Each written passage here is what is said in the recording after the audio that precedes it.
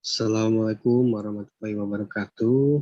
Saya Putra Andika dan saya Niko Octaviani dari kelas HE 18E Universitas Al-Azhar Indonesia dengan dosen pengampu Dr. Maslihati Nur Hidayati SHMH akan mempresentasikan tentang hubungan transfer pricing dengan perdagangan elektronik guna untuk memenuhi syarat ujian tengah semester hukum perdagangan elektronik. Langsung saja, yang pertama akan saya jelaskan tentang apa itu transfer pricing. Transfer pricing dapat didefinisikan sebagai suatu harga jual khusus yang dipakai dalam pertukaran antar divisional untuk mencatat pendapatan unit penjual, selling division, dan unit divisi pembeli, buying division dalam grup perusahaan yang sama. Selanjutnya, saya akan jelaskan tentang apa itu perdagangan elektronik. Perdagangan elektronik atau yang biasa dikenal dengan istilah e-commerce ialah perdagangan atau kegiatan jual beli melalui jaringan elektronik di mana komputer sebagai sarana yang digunakan untuk memudahkan semua operasi perusahaan. Ada dua operasional perusahaan dalam e-commerce, yaitu pihak internal, bagian keuangan, pemasaran, produksi dan fungsional, serta pihak eksternal, pelanggan, pemasok, pemerintah, konsumen, dan lingkungan lainnya. Selanjutnya,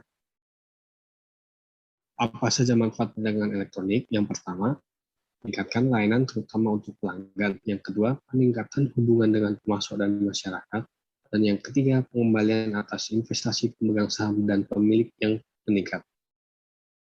Selanjutnya, dasar transfer. Pada awalnya di Indonesia, transfer pricing hanya boleh diterapkan untuk transaksi luar negeri dan transaksi dengan perusahaan yang melakukan PPK final. Sejak berlaku peraturan Permenq nomor 213 PMK 03 2016 wajib membuat transfer pricing, yaitu peredaran bruto setahun lebih dari 50 miliar, nilai transaksi afiliasi tahun pajak sebelumnya 20 miliar rupiah untuk barang berwujud, 5 miliar rupiah untuk penyediaan jasa, pembayaran bunga, pemanfaatan barang tidak berwujud, atau transaksi afiliasi lainnya. Dan pihak afiliasi berada di negara yang memiliki tarif lebih rendah daripada tarif UU PPh Indonesia. Kemudian dapat kita lihat di dalam tabel sanksi jika tidak membuat transfer pricing doc. Menurut pasal 9 ayat 3 Permenq nomor 213/PMK 03/2016. Berikut dapat kita lihat sanksi tidak membuat TP doc dari jenis pelanggaran, konsekuensi, sanksi, dan dasar hukum sanksi. Selanjutnya, alasan utama mengapa perlu ada pedoman transfer pricing. Pedoman penentuan harga transfer atau transfer pricing di Indonesia diatur dalam Peraturan Dirjen Pajak Nomor Per 43/PJ/2010 sebagaimana telah diubah dengan Peraturan Dirjen Pajak Per 32/PJ/2011. Alasan utamanya karena perbedaan tarif pajak Indonesia dengan negara lain dapat dimanfaatkan oleh wajib pajak untuk melakukan penghindaran pajak dengan cara mengatur harga transfer untuk memindahkan laba ke negara yang tarif pajaknya rendah.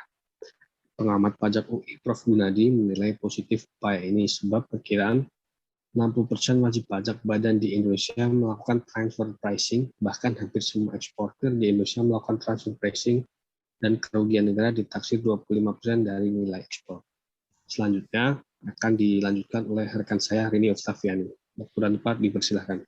Baik, terima kasih. Selanjutnya saya akan membahas tentang hubungan istimewa. Apa sih hubungan istimewa itu? Dalam transfer pricing hanya dapat diterapkan jika terjadi transaksi antar pihak yang mewakili hubungan istimewa. Ketentuan istimewa diatur dalam pasal 18 ayat 4 Undang-Undang PPh. Lanjut. Dapat kita lihat dalam tabel, sebab pertama hubungan istimewa adalah penyertaan modal. Di perusahaan minimal 25% atau lebih. Penyertaan modal terbagi dua, yaitu penyertaan modal langsung dan penyertaan modal tidak langsung. Selanjutnya, sebab kedua hubungan istimewa ialah penguasaan.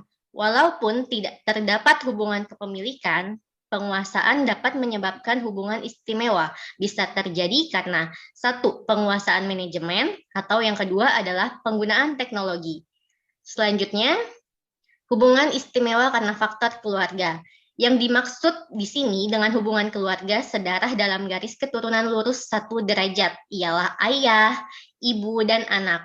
Sedangkan hubungan keluarga sedarah dalam garis keturunan ke samping 1 derajat ialah saudara, yakni kakak dan adik wajib pajak. Selanjutnya, menurut ketentuan, hubungan istimewa dianggap ada apabila 1. Wajib pajak mempunyai penyertaan modal langsung atau tidak langsung paling rendah 25% pada wajib pajak lain. Yang kedua, wajib pajak menguasai wajib pajak lainnya atau 2 atau lebih wajib pajak berada di bawah penguasaan yang sama, baik langsung maupun tidak langsung. Yang ketiga, terdapat hubungan keluarga, baik sedarah maupun semenda dalam garis keturunan lurus dan atau ke samping 1 derajat.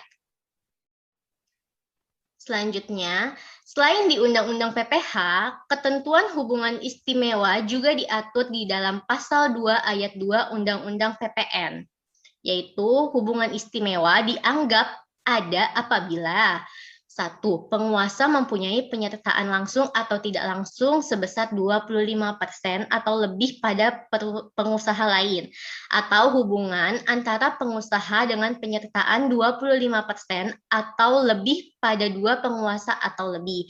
Demikian pula hubungan antara 2 pengusaha atau lebih yang disebut terakhir. Yang kedua, pengusaha menguasai pengusaha lainnya atau 2 atau lebih pengusaha berada di bawah penguasaan. Yang ketiga, terdapat hubungan keluarga baik sedarah maupun semenda dalam garis keturunan lurus 1 derajat dan atau ke samping 1 derajat. Selanjutnya, perdagangan elektronik dalam perspektif transfer pricing. E-commerce atau perdagangan elektronik ini memiliki beberapa contoh bisnis model, diantaranya adalah online marketplace, cloud computing, periklanan, dan jasa pembayaran. Bagaimana melakukan analisis transfer pricing terhadap model bisnis e-commerce? Secara garis besar, analisis transfer pricing terhadap model bisnis e-commerce dapat mengacu pada panduan atas transfer pricing yang saat ini tersedia, seperti OECD transfer pricing. Selanjutnya, tahapan analisis transfer pricing diantaranya adalah 1. Mengidentifikasi hubungan komersial atau finansial antara pihak yang memiliki hubungan istimewa dengan kondisi dan keadaan yang relevan secara ekonomi sehingga transaksi hubungan istimewa dapat secara akurat digambarkan. Yang kedua, membandingkan kondisi dan keadaan yang relevan secara ekonomi dari transaksi hubungan istimewa yang telah secara akurat digambarkan tersebut dengan transaksi independen yang sebanding. Selanjutnya, beberapa hal yang perlu diperhatikan saat menganalisis model bisnis e-commerce adalah sebagai berikut. 1. Mengidentifikasi people functions dan harta berwujud maupun tidak berwujud. People function yang dimaksud di sini adalah personil maupun tenaga ahli yang menanggung risiko dalam pembentukan ataupun pengembangan harta tidak berwujud. Yang kedua, analisis fungsional. Analisis fungsional terhadap masing-masing entitas dalam grup perlu untuk dilakukan agar kontribusi antar pihak yang memiliki hubungan istimewa dapat diidentifikasi dengan jelas. Selanjutnya, 3. Memahami elemen dari rantai suplai virtual dan menentukan penciptaan nilai. Yang poin keempat adalah pemilihan metode dan pencarian pembanding.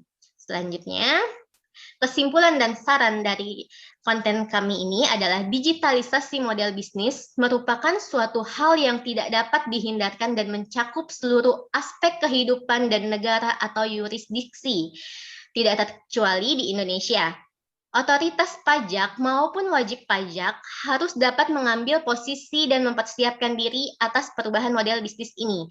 Harus terdapat regulasi maupun panduan yang jelas terhadap perpajakan atas ekonomi digital, termasuk model bisnis e-commerce. Hal ini dikarenakan pemajakan atas ekonomi digital berangkat dari pertanyaan di mana, kapan, apa, dan bagaimana untuk memajaki transaksi atau profit dari adanya ekonomi digital.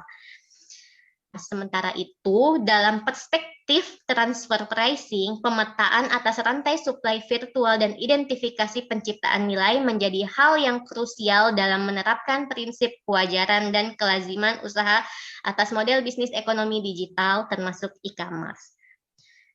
Terlampir adalah daftar pustaka kami. Sekian presentasi kami. Terima kasih. Wassalamualaikum warahmatullahi wabarakatuh.